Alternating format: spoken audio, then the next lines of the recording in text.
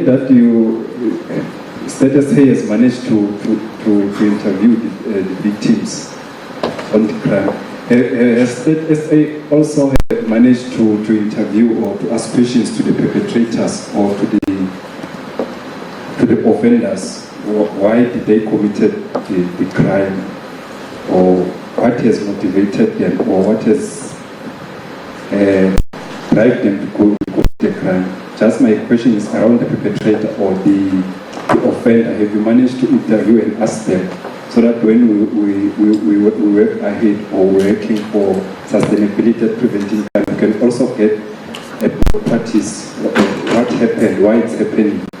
Then my last question, my third question is about the feelings that like someone doesn't feel safe.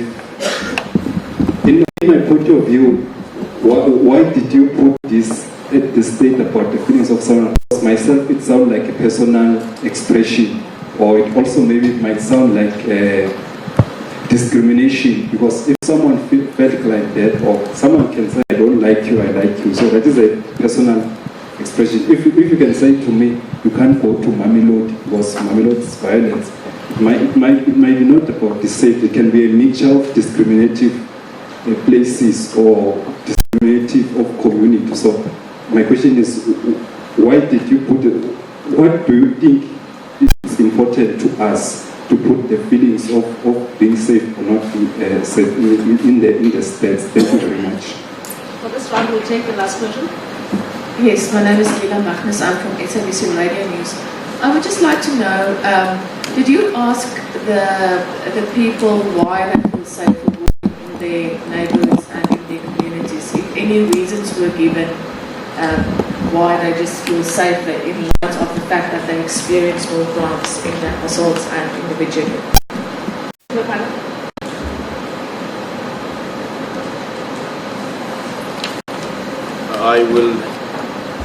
I will take only the simple questions. I will leave the complex questions to my learned colleagues here. Let me start with the first question. He raised it. I didn't hear the name. Now, whether these numbers are cause for concern, we as statisticians do not have taste buds. As you can see, my emotions are as clear as the sky, and they are not any form of being cold or any form of being warm. Our job is to make numbers at all times. We don't even feel it when numbers go higher or lower, or whether proportions go higher or lower.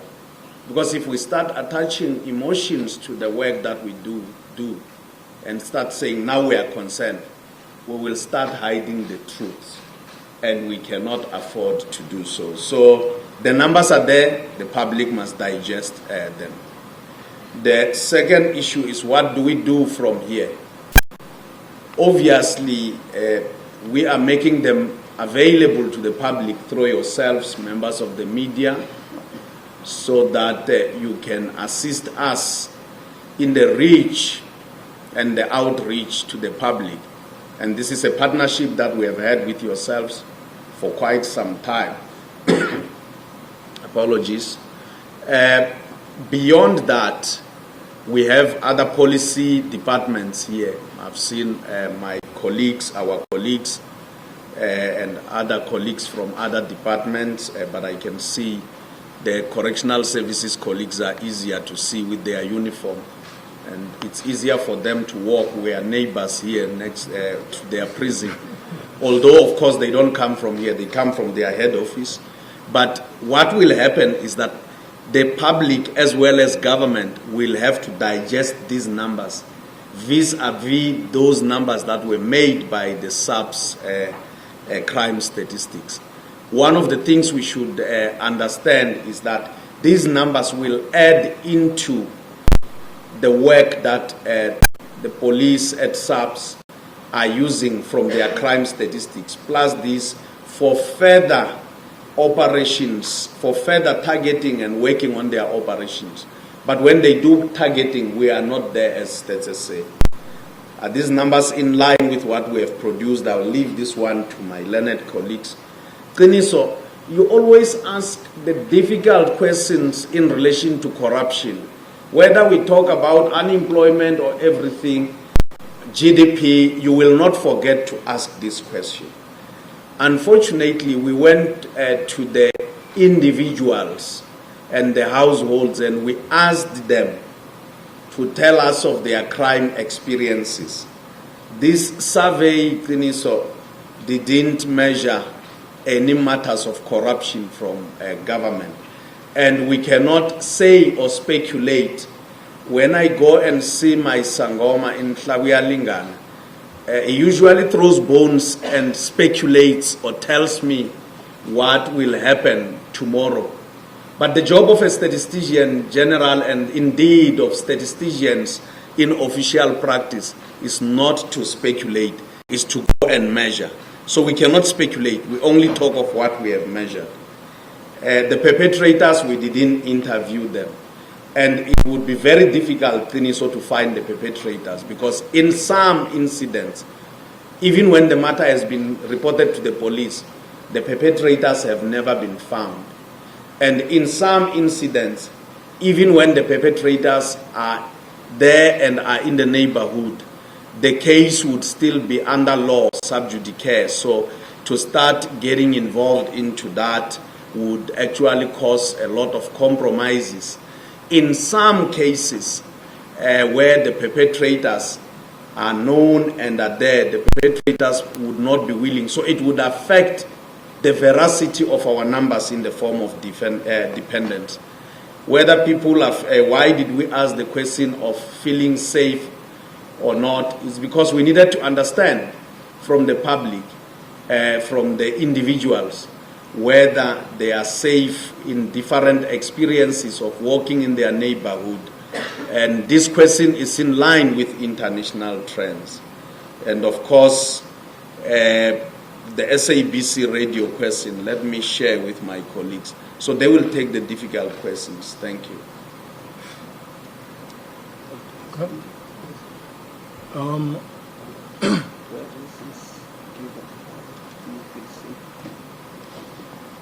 I think the Statistician-General has answered the question of safety.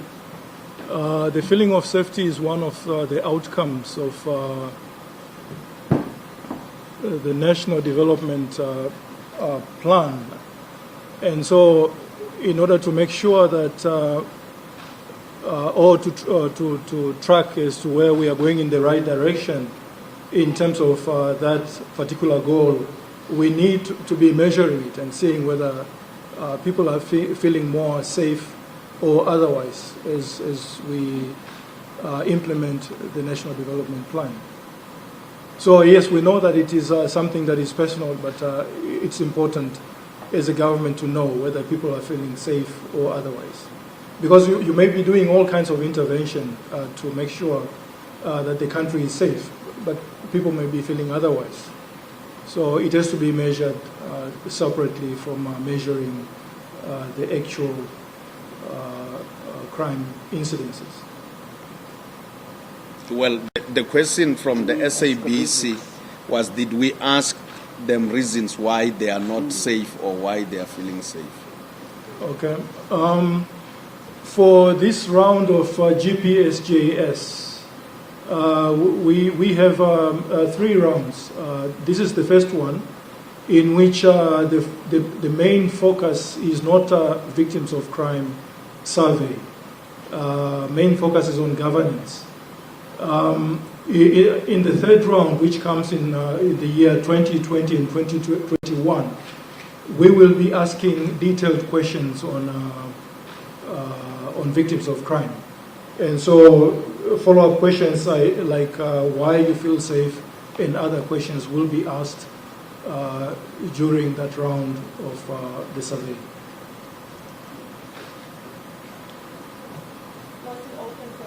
No, there's still a question and answer. This panel is not helping me. Are these numbers in line? He asked the question. Are these numbers in line with what we have made available in the past. Don't worry, members of the media, I'll represent you when I'll represent StatsSA and represent you.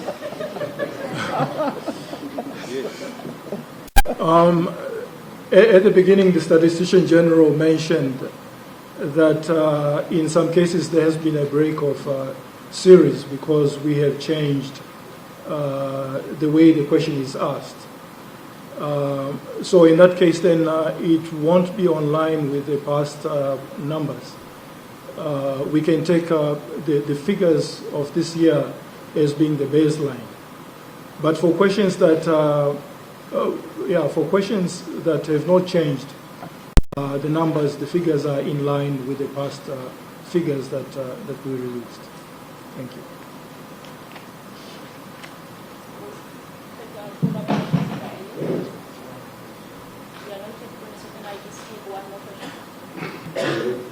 Thank you very much.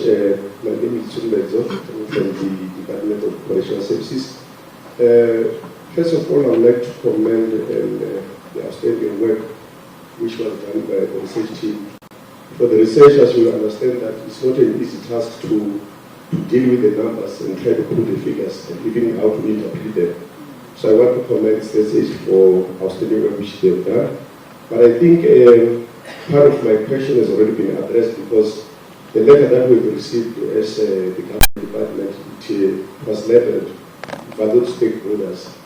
So my question as I'm sitting here was to say, after we shall have attended this valuable presentation done by State, what should be the role of the valued stakeholders in terms of the findings of the research? I think that is a very straightforward question. Thank you.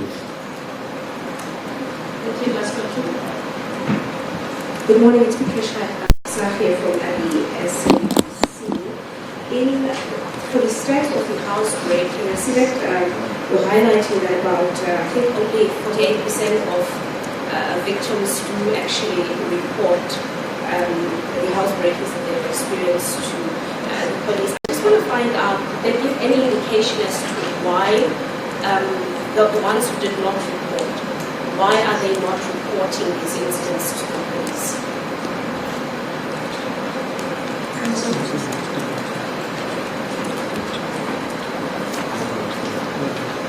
Thanks, Mr. General. Myself, what makes me to play around the corruption, we remember that when the government of when the political parties of South Africa promote themselves for campaigning for elections, the ruling party, the current ruling party now ANC, they were using ideology of corruption that when they take power, or if people of South Africa can vote for them, they're going to fight for corruption. So even though after 5 years, if there can be another elections, and then using another ideology, myself as a member of the media, or as a journalist, or as a creative journalist, you know that I'm from the creative media, I'm going to use that ideology that has been used by that political party or by that government to go through. So what makes me to play around corruption? This was a broad ideology just been used by the ANC or by the ruling party when they campaign that they're going to fight corruption. That's why every time I'm playing around the ideology or around the way to corruption. Thank you so much. Back to the panel. Firstly, let me start.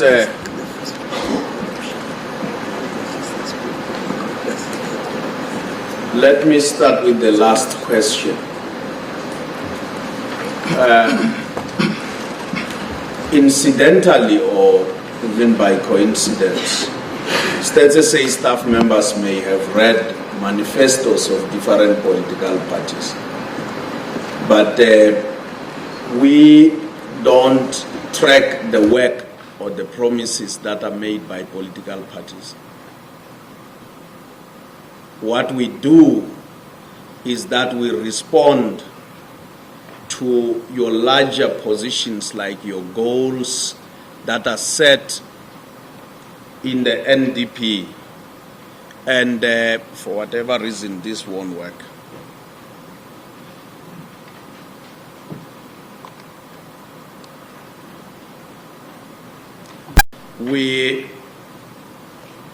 Then the NDP is a national document.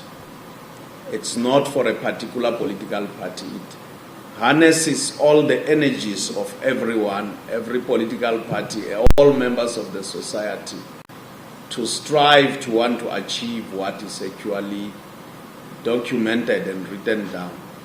So in the process, while we measure, we don't follow particularly that we want to measure whether this political party or the government is fighting corruption. In this report particularly, we are talking about victims of crime. And as I've indicated, we are not able to establish whether such incidents are encouraged by any corruption. We haven't gone to research and would not want to speculate. The second issue is that we do ask in the governance code, which we made available in August, which we can readily make available even immediately after this session, which talks to issues and aspects of governance, whether people have trust in the police, whether people have trust in the courts and the like. We make them available. But those are matters of governance that we have gone to measure. All over the world, statistical agencies find it very difficult to measure corruption, because you don't want to do half a measure, you want to do a full measure. I know not to this day of any statistical agency. I know 2 statistical agencies that have come closest to that. One of them are based in Vienna, the capital city, Vienna. What country is that now? In Austria, yes. The Statistician-General, or the chief statistician of Vienna, of Austria, in Vienna, has actually harvested some data coming out of administrative record to come closest to that. I know a country like Iceland, they have actually tried to do that some years back, in the late 80s to around the early 90s. I would not know of any other statistical agency, because it's very, very difficult. But let's come to the question from the SABC. Why are they not reporting? As Raphael has indicated, that we have 3 tranches. So this is the first one, 2018-2019, focused on governance, a matter that we said we released in August. And then victims of crime will get more probing questions in the year 2021-2022. That is when we will ask detailed questions like why they haven't reported experiences of crime incidents. But in this case, we haven't asked, and we are not able to speculate. Sumbedzo, and he's a colleague, we could have spoken about this, Sumbedzo, outside the media. Now we have to talk. This is what Sumbedzo does to me, to the Statistician-General. He says, I will put you on the spot so that you respond in front of the media and the world. But what from here as a valued stakeholder? Certainly, what we will do is to continue to engage with line departments. This data is not enough to make it available to the public through the media. We still have to go and share it with departments, correctional services, police, social development. There are social aspects to this. And of course, we do get invited by the different portfolio committees in Parliament to go and address them. And from time to time, we get invited to different interministerial committees of cabinet, as well as at times addressing cabinet on the products that we make available and we will not shy away from that. But other than that, as regards whether the victims and the policymakers in the form of police or the policy upholders in the form of police, correctional services, and those who enforce the law, whether the victims and the law enforcement agencies are talking, that is beyond our mandate, because that is within the remits of the work that they do within that policy space. So let me thank all of you. I think I want to add to that question from a colleague from Correctional Services as to what as stakeholders should do at this point. I must say that actually stakeholders have been involved right from the beginning. From design of questionnaires, we have had many meetings of involving them, planning and doing everything that was required to do in preparation for the survey. So this is not just the report of Statistics South Africa, but all stakeholders also take ownership of this report. I'll open the floor for one-on-one questions. Is there any?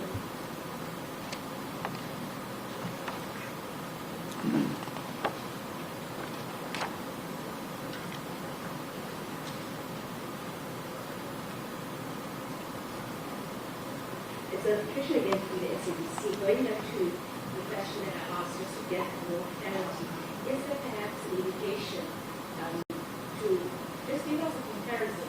How are the stats perhaps in the previous financial year in terms of the number of South Africans who are actually reporting the incidents that they're experiencing? Is it higher this year compared to the previous year, or just so we know, so we can compare how were the statistics previously to now? Now we're sitting on 48%. Obviously, it's showing that more South Africans are either not confident enough to report these incidents. What were the numbers previous? Were they more? Were they higher? If we can get that answer. Can we make that available to after this session? Yes. Yeah, because we have the data. Yes. Okay. Yes. We'll take another question if there's any.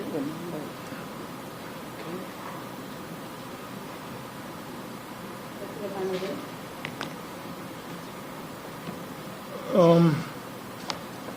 Because of the reason we explained earlier of a break-off series, we are a bit cautious about making a comparison with last year. But the figure is around the same as last year. It was slightly higher, but around 50%. And it has always been around 50%, the percentage of households that report incidents of housebreaking to the police. You have the highest reporting in crimes like murder. Like in this year, is 100% of those that were victims of murder reported to the police, and also high reporting rate comes with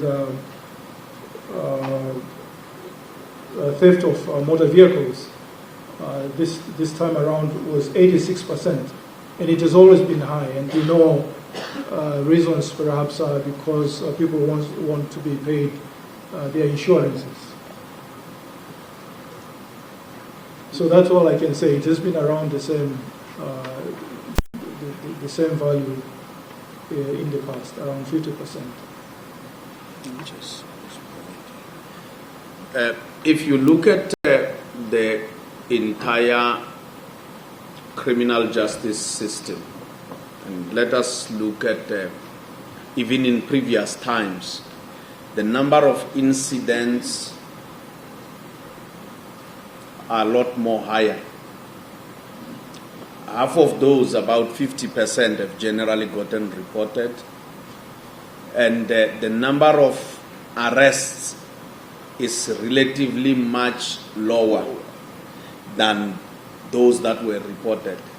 And the convictions are even lower. Actually, the convictions have even been about 1% of the original number, 1% almost of the original number of the crime incidents experienced. And we have seen it over time showing such kind of trends. Thanks. Let me take this opportunity and thank you for attending the press conference. Those who wish to further engage the Statistician-General and the panel, they are more than welcome to do so. We thank you.